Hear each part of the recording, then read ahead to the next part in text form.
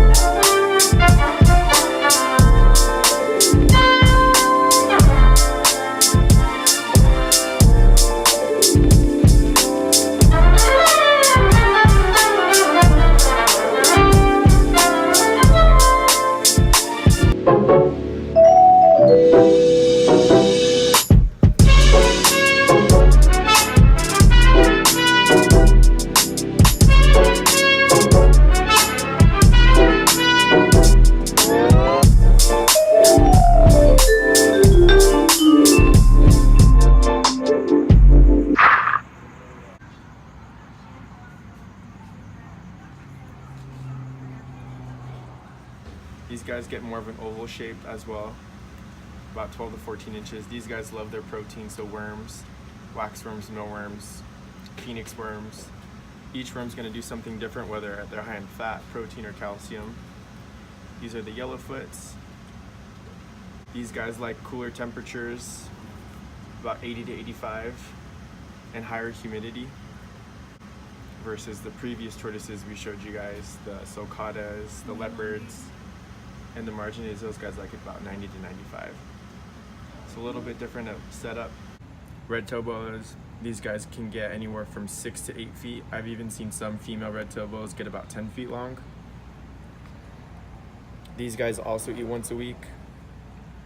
And the interesting thing about red tobos is these guys actually will give live birth, and their babies will have umbilical cords, versus ball pythons lay eggs, so you have to incubate their eggs.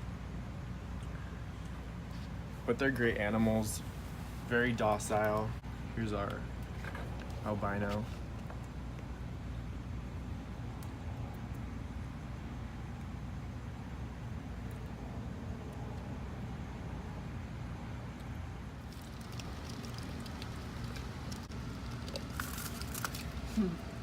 Lunchtime.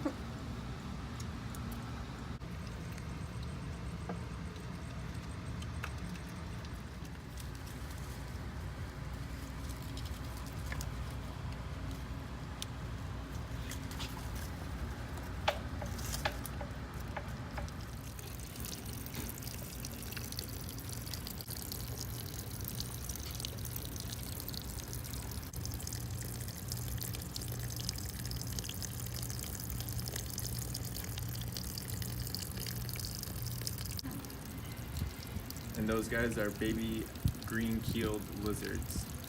We have them available for $299.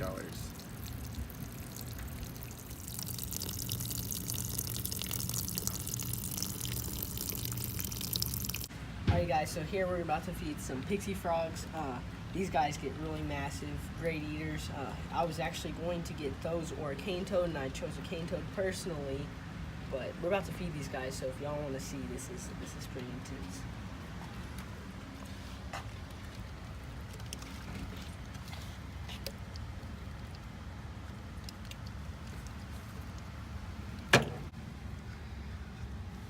They'll eat mice when they're older.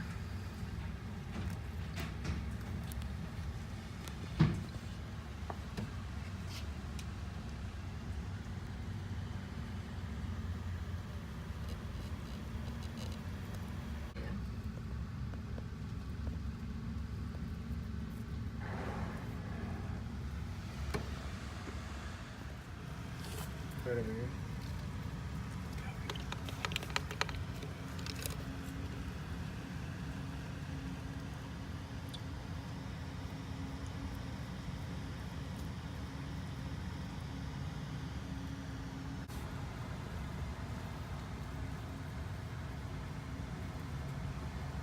Just chilling.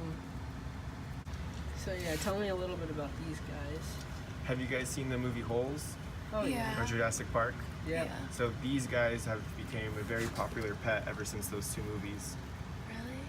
They're non-venomous, non-poisonous. How young are these? Those guys are about 3 months old. Where are they found? Australia. And about how big do they get? These guys can get about 2 to 3 feet, and that's with tail. They tend not to eat vegetation. We do have the terrarium grass growing in there though for humidity. They like higher humidity, anywhere from 40 to 50%. Yeah, these guys are shy eaters. Yeah, We also got phoenix worms in there, which are really high in calcium. We sell those here as well. It's 10 for $1 or 100 for $6.99. You get the whole cup.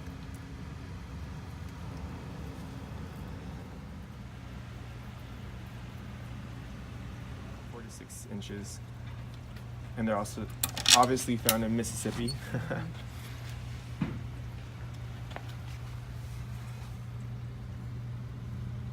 They love eating crickets, shrimp, turtle pellets. They'll also eat vegetation. You can grab the Mississippi map if you want. There he is. Tucked all the way. And that's how they protect themselves, obviously. Yep. And then you can put him on his little ledge right here. And he'll do a cool little dive. Yeah, he's turning. He's like, what's going on?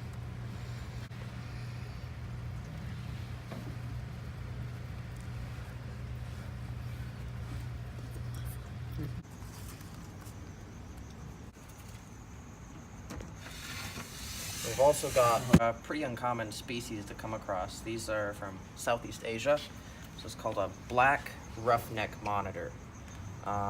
They're not really arboreal like the green trees, but they are great climbers, great diggers, and they'll prey on pretty much anything that they can fit in their mouth.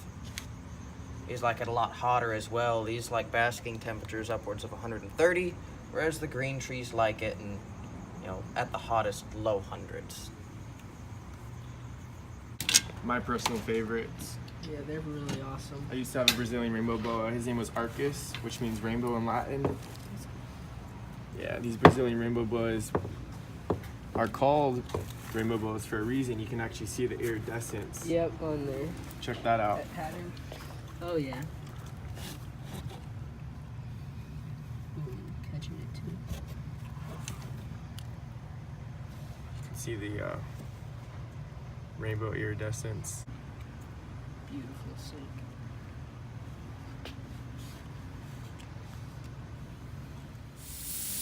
Yeah, They're pretty hissy. Yep. They do that to kind of mimic a rattlesnake or a much more dangerous snake, really as a warning. You gonna do it again?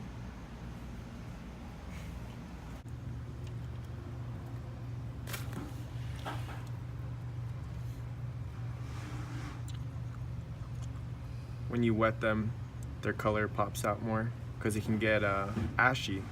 Yeah. So what you can do is put some lotion on them, some unscented lotion. We have tortoises, all the chameleons. We got a female panther right there. She's chowing down on a cricket.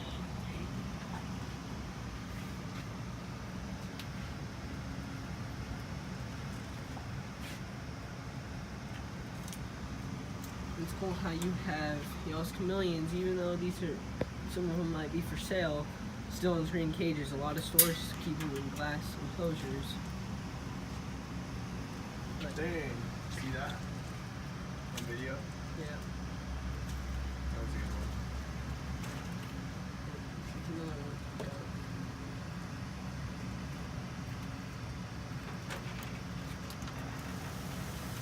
I've ever seen.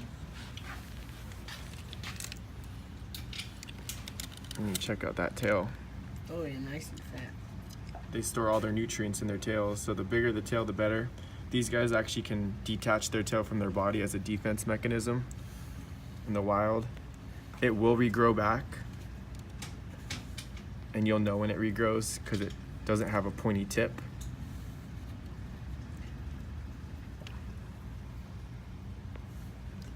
see. Shed. Yeah, I was like. So that means it's just gonna be 10 times better when it's done. When it's done shedding, yeah, you can tell by the arms right here. Is that the raptor? Yes. I can grab a fuzzy mouse. You can Oh feel. yeah, that'd be awesome. His belly's nice and full though, looks like.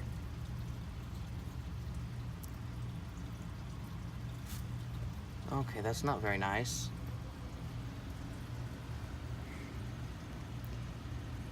And that's a Biot green tree python. I had a little kid ask me, why are they yellow then? They're called green trees.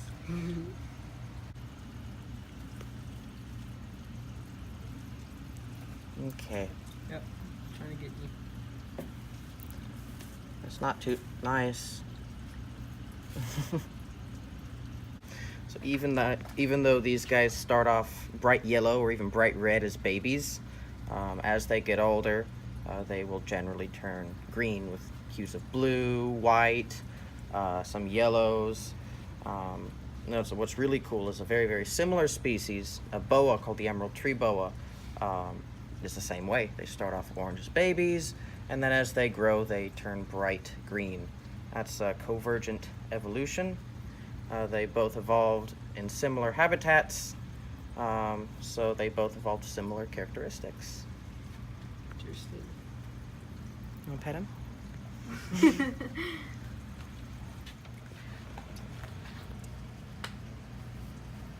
Nigerian Uromastics. This is the male. They get the super bright yellows.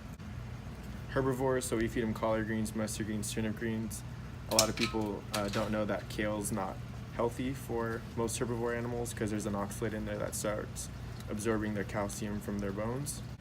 That's the male, and then I'll show you what the female looks. Whoa. Hey Drew. Hey, what's going on, guys? How are you? Good, how are you? Good. Good. Got to put some hand sanitizer on. Did you guys have fun holding all the animals? We did. Oh, yeah. Thank you so much. Cool. Yeah, we've only been open for about a month. March 9th was our soft opening. We predict we're gonna have our grand opening sometime in May. We're based out in California. This is our 6th store, so 5 in California at the moment. First one in Texas. We plan on expanding out. I would say Arlington's gonna be our next store. Hey, that's. But this is basically gonna be your one-stop reptile shop. We're conveniently, okay, you gotta redo that. Conveniently located off 75 and Spring Valley and Beltline.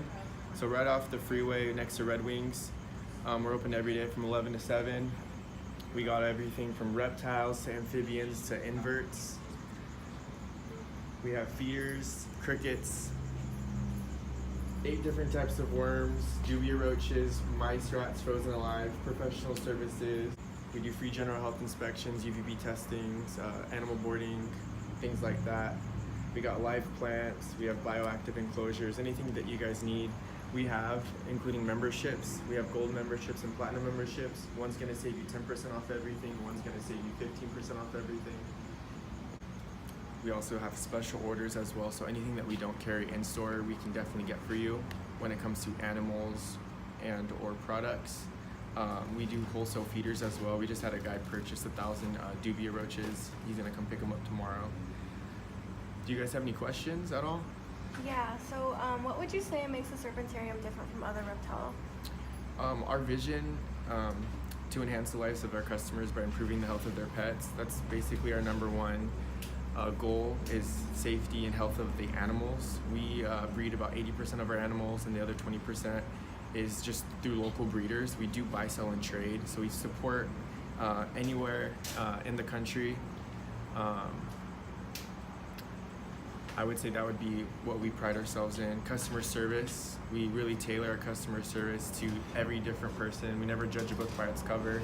From someone that's been doing this for years, someone that is just getting started, versus like a little kid coming in with their parents, and this is their first time ever even experiencing a reptile, and we're killing the status quo of ill to, oh, this is awesome. So I think we all have a lot to learn. We're all in the reptile community together, and that's what I think makes us different.